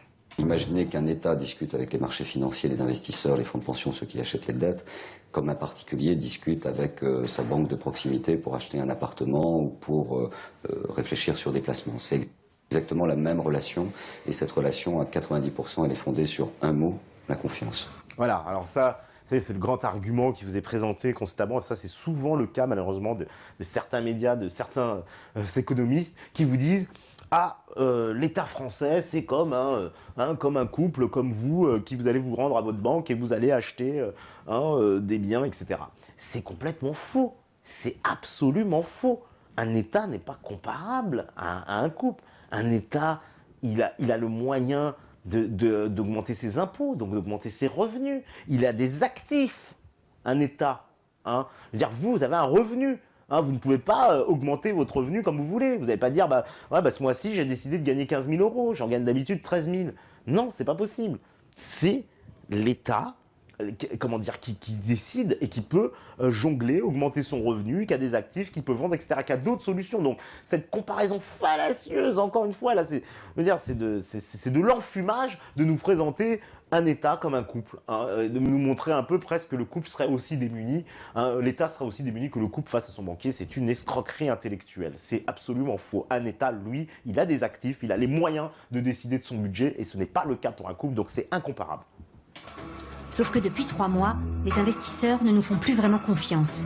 Ah bon, les investisseurs ne font plus confiance. D'accord. Alors tout à l'heure, on nous expliquait l'économie italienne repartait de plus belle depuis qu'elle est sortie de l'euro, mais la France, non, on ne nous fait plus confiance, nous on est vraiment punis. Hein.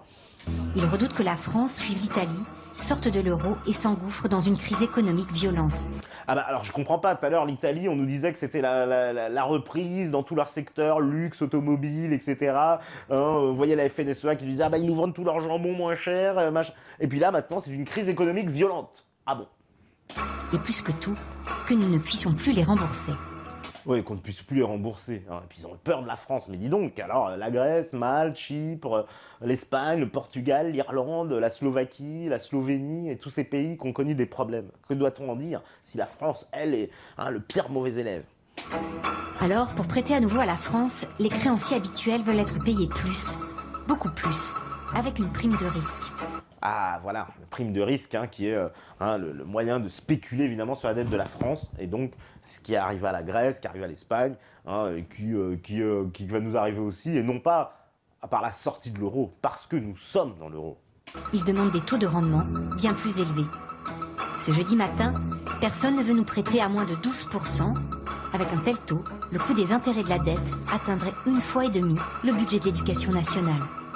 Ah là, le budget de la dette, hein, vous savez, les intérêts, les fameux intérêts, donc le salaire de monsieur Rothschild, etc., il exploserait. Ah ben évidemment, si on continue à emprunter à ces gens-là, qu'on n'est pas capable de créer l'argent nous-mêmes, c'est sûr que oui, ils vont nous plumer jusqu'au dernier ongle. Hein.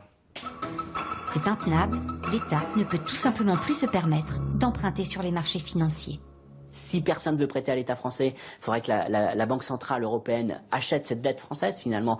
Ça, c'est interdit par les traités européens, monsieur. Il faudrait que la Banque Centrale directement agisse et finance en direct l'État français. Ça aussi, c'est strictement interdit par les traités européens, l'article 123. Bon, ben voilà, hein, visiblement, il y a une petite leçon d'éléments juridiques hein, concernant l'Europe dans ce documentaire qui ont été volontairement évincés. Mais on voit qu'il y a toujours un problème de statut de la Banque centrale, que c'est pas évident pour elle d'intervenir. Je rappelle que la Banque centrale européenne n'a pas pour mission de racheter des emprunts d'État. Ah voilà, au moins les Allemands, on en a parlé hier, hein, vous avez le sérieux allemand, hein, on en a parlé avec Dortiguier, avec Anis Alfeda, bah là vous avez tout l'esprit allemand, évidemment, il dit la banque, elle n'a pas vocation. Alors, je ne parle pas assez l'allemand pour traduire, mais peut-être bien même qu'il dit c'est interdit par les traités, parce que le terme n'a pas vocation, oui, à la limite, ça peut se comprendre, puisqu'elle le fait quand même, et donc en toute violation, évidemment, des traités existants. Elle peut le faire, qu'elle l'a déjà fait, dans des conditions de crise exceptionnelles. Ah oui, effectivement, en violant certainement les traités, à faire en plus qui est devant la Karlsruhe, la Cour constitutionnelle allemande, etc. Personne n'est vraiment d'accord sur ça. Hein. Mais c'est un débat qui est discuté à la Cour de justice européenne pour savoir si elle peut le faire de façon limitée ou illimitée. Oui, de façon limitée ou illimitée, alors qu'il est marqué noir sur blanc que la banque n'a pas le droit de le faire. Bon, je ne sais pas comment ils vont s'en sortir par une pirouette juridique encore, certainement. Mais il faudra de toute façon que la Banque centrale européenne et les marchés soient convaincus que la France mettra en place une politique de réforme. Mais alors je comprends pas. La France, elle sort de l'euro et il faut encore qu'elle demande l'autorisation à la Banque centrale européenne. Vous voyez, il y a des choses incompréhensibles quand même dans leur scénario catastrophe. C'est que d'un côté, on sortirait de l'euro, donc j'ai envie de dire, on est en train de leur dire, allez tous vous faire en papaouté. Et puis de l'autre côté... on nous dit du côté de l'Allemagne, ah bah non, attention, c'est la Banque Centrale Européenne qui va décider et qui va machin. Bah, faudrait savoir. Hein. Soit moi j'envoie tout bouler, puis je leur dis, hein, votre euro, vous savez, vous pouvez vous le mettre. Soit, je m'assieds à la table et je fais ce qu'on me dit, mais à ce moment-là, je reste dans l'euro. Somme que cela en vaut la peine. On a parfois le sentiment. Oui, une photo très saisissante, hein. Hollande et Merkel. Alors, ils ont volontairement d'ailleurs fait une voix de doublage à Merkel, pas sympa. Voilà, ça aussi c'est des petites choses dans le reportage. Que les efforts se relâchent rapidement les efforts pour mettre l'Europe sur une base durable. Et il ne faut pas qu'il y ait ce relâchement. Les réticences à prêter à la France sont les mêmes Elle avait l'air méchante, hein, Merkel. du côté du Fonds monétaire international. Christine Lagarde, sa présidente, doute des capacités de la France à se maintenir dans la zone euro. Ah oui, voilà, bah oui, c'est une américaine, hein, vous savez, hein, Christine Lagarde, hein, elle a que le nom que le français, hein, comme on dit, hein, Lagarde, mais sinon, c'est une américaine fière de l'être, hein, anglophile, anglo-saxonne, elle n'a plus rien de français, évidemment, à part son nom, et puis peut-être bien sa nomination au FMI, qu'elle doit aussi certainement aux voix de la France. Et voilà, cette dame, évidemment, n'a plus confiance en la France. Hein. Vous savez, cette élite-là, la France, il l'enterre. Hein. Il l'aura bien jeté à la poubelle. On comprend pourquoi on reparle de créer une banque centrale indépendante, de revenir à une nouvelle monnaie. Ah, on comprend qu'on reparle de créer une banque centrale indépendante. Pourtant, il me semble que la BCE se targue hein, d'être la banque indépendante par définition. Et pourtant, bah là, on voit que non, c'est... Hein, voilà, on me dit que d'incohérences, effectivement. Et vous allez voir, et c'est pas fini. Non, mais je veux dire, on atteint des sommets. Vous allez voir, ça va monter, ça ne va que crescendo. Mais si vous constatez déjà, vous voyez, toutes les incohérences qu'on voit depuis le début, mais vous allez voir après, c'est catastrophique. Parce que ça serait une des solutions, pas idéale, mais comme personne ne veut prêter à l'État... Ah, ce serait une des solutions, pas idéale. Ah, vous êtes une banque indépendante. Hein. Il faut préciser d'ailleurs le mot du sens indépendant lorsqu'il s'agit d'une banque centrale. Hein, parce que ça, c'est très important. Une banque centrale indépendante, elle n'est indépendante que du peuple. Elle est indépendante de vous, c'est tout. Hein, c'est ça, une banque centrale indépendante. Faut pas aller chercher pendant 10 ans. Elle est indépendante de quoi? Indépendante. Hein, elle n'a aucune... Hein, elle n'a rien à rendre, pas de compte à rendre. Mais les comptes à rendre, c'est à vous. Elle n'a pas de compte à vous rendre. C'est ça, une banque centrale indépendante comme l'est la BCE. Et nous, ce qu'on voudrait justement, c'est une banque d'État publique. Hein, qui a des comptes à rendre et qui ne soit pas indépendante. Au contraire, elle doit être complètement dépendante du peuple. C'est ça. Eh ben, le mieux, le plus facile, la solution la plus facile, c'est d'imprimer des nouveaux billets et d'assurer finalement le financement de l'État en créant cette monnaie. Ah bah, d'abord, oui, bah, c'est le bon sens. En fait, le bon sens les ferait. Hein, vous voyez, un État qui crée sa propre monnaie, qui se passerait des banques, la Banque Centrale Européenne. Bon, c'est la solution, on ne va pas y échapper, mais c'est horrible. Hein, pour ce monsieur, c'est horrible.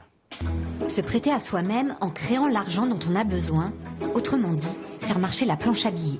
Ah, voilà la fameuse expression, vous savez de quoi faire, hein, trembler dans les chaumières, la planche à billets. Hein. Mais qu'est-ce qu'on fait actuellement hein, si on ne fait pas marcher cette planche à billets hein, demandez à la Fed s'ils ne font pas marcher leur planche à billets. Hein, on parle de ça comme une idée, créer son argent soi-même. Mais qu'est-ce que fait le travail de monsieur Rothschild? Il appuie sur un bouton quoi, pour créer un argent qui n'existe pas. Et vous me dites que ces gens-là me disent que non, si l'État ferait ce travail, forcément, ça va mal se passer. Mais en quoi? Bah oui, peut-être qu'il ne touchera plus le salaire, parce que pour le moment, les fameux intérêts de la dette qui explosent, et les intérêts de la dette qui nous ont présentés chaque année, qui représentent plus de 60 milliards actuellement, ces intérêts de la dette ne sont que, comme ils sont précisés, les intérêts de la dette. Ils ne représentent même pas le capital, ce sont les intérêts de ce qu'on paye sur des emprunts auprès d'organisations privées.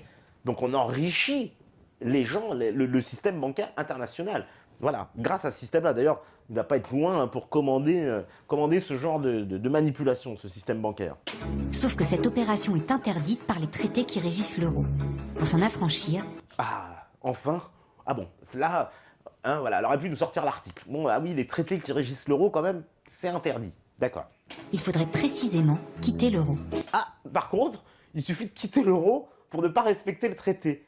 Et c'est là que vous voyez que ça pêche dans la manipulation. Parce que quitter l'euro sans sortir de l'Union européenne, ce n'est pas possible, encore une fois. Et vous voyez, encore une fois de la preuve de la manipulation, on jongle, on vous dit « faire ça c'est interdit parce que les traités l'interdisent, et si on voudrait le faire, il faudrait quitter l'euro. » Mais quitter l'euro implique de sortir de l'Union européenne, mais ça n'est pas précisé. Alors que comment on va quitter l'euro juridiquement? Comment ça va se passer? Qui? Quoi? Ça va quoi? On va passer un nouveau traité? On va re-ratifier, etc. Comment ça va se passer? Ce vendredi, dans l'après-midi, le président de la République annonce une intervention télévisée au journal de 20h. Quelques heures plus tard, il l'annule. Les rumeurs parlent d'une sortie en catastrophe. Ah mais bon, la Hollande, bon, on va dire qu'on les gratine un petit peu plus, donc il annoncerait une sortie, puis après, finalement, il se rétracterait. Ben, je veux dire, si on doit sortir, à un moment donné, on doit le savoir, mais vous voyez, ça, alors c'est quoi? C'est l'amateurisme le plus total? Bon, d'accord, bon, on les gratine un peu plus, Hollande, bon, je veux bien qu'il le mérite quand même, mais c'est pour nous expliquer, voilà, là, ce serait la désorganisation, mais cette désorganisation totale au plus haut niveau de l'État, pas besoin d'attendre la sortie de l'euro, hein, voilà. C'est la panique. Dans la panique, on peut faire des erreurs. La principale erreur, c'est d'annoncer quelque chose qu'on ne fait pas. Ah voilà, lui par contre il est très au courant, Attali est un pilier de ce reportage, parce que lui il connaît le scénario, vous voyez, il a annoncé quelque chose qu'on ne fait pas, donc il est directement connecté à l'information qui a été donnée juste avant, dans le scénario. Il vaut mieux faire les choses et les annoncer, en plus c'est extrêmement difficile. Qu'est-ce qu'on fait? Est-ce qu'on annonce des réformes de structure absolument énormes pour essayer de regagner la confiance? Ça veut dire porter l'âge de la retraite à 70 ans, réduire la durée d'allocation chômage à 3 mois au lieu de 2 ans. Des mesures, oui, j'adore parce que des mesures populaires, oui, bah, c'est sûr, annonce-les toi, Attali, hein, viens l'annoncer au peuple dans la rue hein, aussi, viens l'expliquer en face aux gens ce que tu prévois. Ça veut dire réduire le salaire minimum des jeunes à le SMIC moins 30%, c'est toute une série de réformes qui seraient nécessaires dans la période de crise dans laquelle on est pour regagner la confiance des prêteurs. Ah, pour regagner la confiance des prêteurs. Donc vous êtes tous des misérables esclaves pour les prêteurs. Au moins, ça a le mérite d'être clair. Hein. Vous n'êtes tous qu'à la solde de prêteurs. Vous n'êtes tous que des biens et des marchandises hein, avec un montant de calcul d'une force de travail pour des prêteurs. Voilà, nous sommes donc soumis à ces prêteurs. Et bien moi, je vous encourage qu'on aille pendre haut et court tous ces prêteurs. Après tout, on appelle les marchés, mais c'est les prêteurs, c'est ceux qui nous prêtent de l'argent, et ils demandent ça. Voilà, ce sont les prêteurs, ils demandent ça. Hein, ils demandent, vous abaissez 30%, vous allez bosser jusqu'à 70 ans, etc. Eh ben nous, le peuple, ce qu'on demande, c'est de vous pendre haut et court hein, et de vous attacher par les pieds. Hein, voilà, c'est comme ça que ça risque de finir, monsieur Attali. Hein. Il faut, mais il le demande.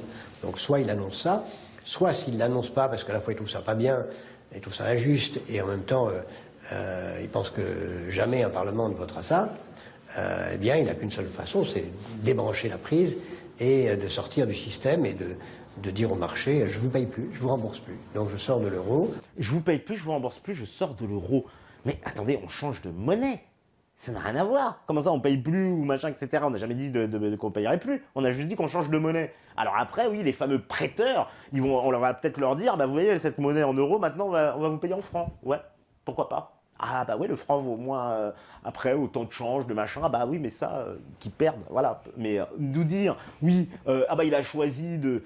Alors en plus, vous avez vu le choix quand même un peu cornélien qu'on lui propose hein, au président de la République. On lui dit, c'est soit tu vas à l'âche hein, dans les salaires, dans les trucs, hein, avec le risque lui-même, hein, parce que ce serait grand malin, Attali, hein, qui vienne l'annoncer aussi aux gens hein, en face.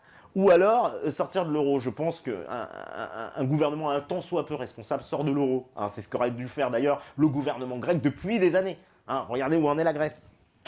Et je ne vous rembourse plus. Dans ce cas-là, il vaut mieux le faire avant de venir.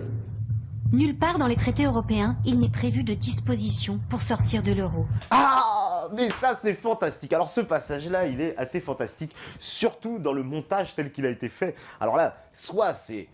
on va dire le hasard le plus total, ou alors il s'agit bien du vice des monteurs et des organisateurs de cette machination, parce que précisément la personne qui a écrit le traité de Maastricht et qui s'en vante, hein, et pour ça, bon, on va pas vous repasser la vidéo, mais il s'en vante, c'est monsieur Attali. C'est lui-même dans une vidéo qui nous explique que dans le traité de Maastricht, puisqu'il a participé à la rédaction du traité, donc il en a été hein, l'un on peut le dire, un des plus éminents rédacteurs, il le dit clairement, c'est une vidéo qui date maintenant d'il y a quelques années, hein, qui est sortie aux alentours de 2011-2012.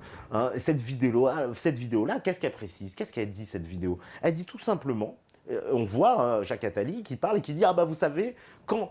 j'ai participé à la rédaction du traité de Maastricht, nous avons fait en sorte qu'il ne puisse pas y avoir de sortie de l'euro. » Et il ajoute, tout ceci n'était pas très démocratique. À ce moment-là, ça s'esclaffe hein, dans l'auditoire. Et puis, vous avez comment dire, il enchaîne ensuite pour nous dire « Ah bah oui, mais c'était le seul moyen pour forcer tout le monde à s'y mettre et dire qu'il n'y avait pas de retour possible. » Donc, soit cette dame, elle est très mal renseignée, soit il faudrait qu'elle aille un petit peu encore s'informer sur cette affaire, parce que justement, précisément, c'est le monsieur qu'elle a invité dans ce reportage à qui elle devrait poser la question « Pourquoi, lorsque vous avez rédigé ce traité, vous n'avez pas pensé à élaborer une clause de sortie ?» Et évidemment, on l'admet, les clauses de sortie n'existent pas. Donc, ce qui veut dire qu'un pays qui doit sortir de l'euro doit sortir de l'Union européenne. Et il n'y a pas d'autre solution. Tout le reste, c'est de la littérature. Ce sont des fadaises de service public. Pendant tout le week-end, le chef de l'État consulte, il prend les avis. Va-t-il sortir du système ou décider de réformes de structures considérables pour y rester? A-t-il encore le choix? À l'heure où nous parlons, je suis sûr qu'en France, il n'y a pas grand monde qui aimerait être au gouvernement. Ah bah, bien sûr, bah, surtout ce monsieur qui est là depuis Mitterrand, Sarkozy, etc. Bah oui, c'est lui qui nous dit ça. Ni Marine Le Pen, ni la droite, ni ceux qui sont au gouvernement aujourd'hui, qui seraient très contents d'être ailleurs. Ni Marine Le Pen, encore faudrait-il qu'elle eût une, je ne sais pas, peut-être une majorité à l'Assemblée avant, peut-être pour gouverner, ce sera plus pratique. Je sais pas qu'on lui dit oui Marine Le Pen, oui d'accord. Dimanche à 16h, les délégations des pays membres convergent en urgence à Bruxelles pour une séance extraordinaire. La France va quitter l'euro. François Hollande a tranché. Il doit avertir ses partenaires européens de cette décision unilatérale, lourde, qui pèsera forcément sur l'avenir de l'euro